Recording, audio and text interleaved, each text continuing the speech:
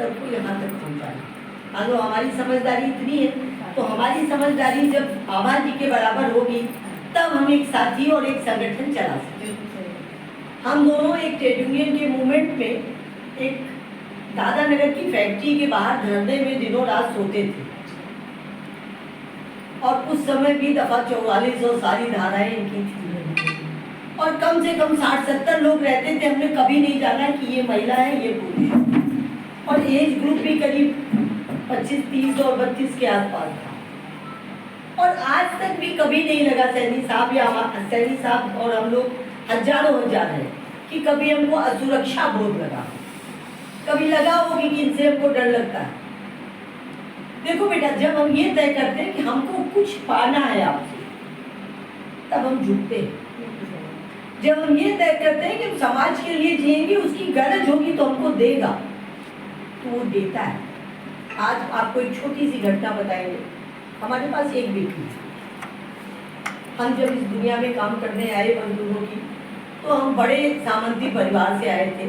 हमको नहीं पता था कि खाने का दुख क्या होता है, कपड़े का दुख क्या होता है, चप्पल का दुख क्या होता है, नौकर कैसे होते हैं। हमने तो वो दुनिया जी थी। यहाँ जब आए ब्याह के, उन्होंने कहा देखो मैं नक्सलाइट हूँ और तुम उनका खाओगी अपने पिताजी के सामंती घर का पैसे का और यहाँ हमारे साथ रहोगी, दोनों नहीं होगा। एक चीज़ तुमको छोड़नी होगी, या तो वो घर छोड़ दो और या तो हमको छोड़ के तुम वापस जाओ। यहाँ लेकिन बहुत दुख है। हमारे फादर चूँकि ट्रेड यूनियन लीडर थे स्वदेशी में, तो हमने उनसे बात की। उन्होंने कहा ऐसी बात शादी की जिससे आप बात कर रहे हो, उसने ये कहा।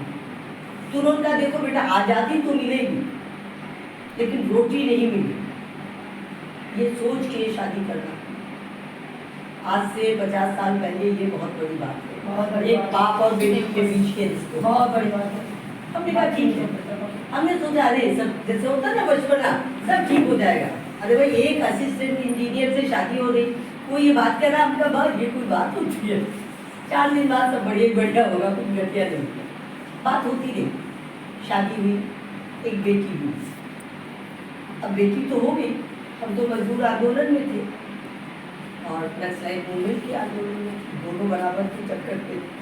बच्चा को हम देखे तो ये हुआ कि एक ही बच्चा रखा जाए। एक बच्ची के बाद हमने ऑपरेशन करा दिया। उसके बाद सामाजिक तोहमतें शुरू हुई कि अरे एक लड़की वंश कैसे चलेगा, फला कैसे होगा, देखा वो होता है, आग तुमको कौन देगा। ये भी हुआ क्योंकि उस समय तो बहुत पिछड़ी स्थिति थी। तो हम कभी कभी सोचते थे कि यार ये सब लोग सवेरे कहेंगे अरे तुम्हारा मुंह कौन देखे, तुम्हारे तो लड़के ही नहीं। वो दौर भी था। लेकिन एक तरफ जो 4 आने मजदूरी वाला हमारा खेत का साथी, स्वदेशी मिल के मजदूरों का साथी, लक्ष्मी रतन का साथी, कैस्को का साथी, जेके का साथी, और सबसे बड़ी बात है असंगठित क्षेत्र और संगठित क्षेत्र की ट्रेड यूनियंस जो किला और ये सब थी, ये जो हिम्मत देते थे। पहले जब हमको चंदा मांगने के लिए कहा जाता तो हमको लगता था हाँ इन्होंने चंदा कैसे मांगे, हमने तो दिया है, मांगे कैसे, मांगे तो गए नहीं। सबसे पीछे चुपचाप खड़े रहते थे। अरे रोज कहते थे आज हमारे पेट में दर्द है, आज हमारी पीठ में दर्द है, कि चंदा मांगने ना जाना। लेकिन सबसे कठिन काम था। लेकिन 3 महीने के बाद हमको ये कहा जाना लगा सबसे ज़्यादा चंदा ये मांगना। हम घोड़े वाले, खड़खड़े वाले, रिक्शे वाले, हम किसी से आप चंदा कहेंगे, हम चंदा सबसे ले आए। और जब जरूरत होगी तो उसके लिए चंदा मांग के आपके पास आपसे लड़ के उसको दे आए। ऐसा भी करते, एक तरफा नहीं करते। तो वो जो शिक्षा थी। फिर हमको एक बार, अगर आपको याद होगा, एसपी मिश्रा एक डीएमओ कमिश्नर होकर रिटायर्ड हुए, पहले यहाँ एसडीएम थे। तो उनके यहाँ हमको, हम दोनों साथ साथ पढ़े थे। एसपी मिश्रा यहाँ थे, एसडीएम। हमको उन्होंने खाने पे बुलाया। हमारे साथियों ने कहा कि देखिए गीताजी आपको वहाँ नहीं जाना चाहिए। हमें क्यों नहीं जाना चाहिए, हमारा दोस्त है, तो जाएंगे। भाई गए और उनके यहाँ बढ़िया सा खाया वाया, लौट के आ गए। ठीक आज जैसे खा के आए, कल का दिन गया, परसों हुआ कि उनके वहाँ चलना है डीएम ऑफिस में प्रदर्शन। हम बड़े खुश होके डीएम ऑफिस गए। और हमारा एसपी मिश्रा मुर्दाबाद कहना था। और मुंह से आवाज निकले नहीं क्योंकि हमने तो क्या उनके यहाँ बढ़िया बढ़िया खाया।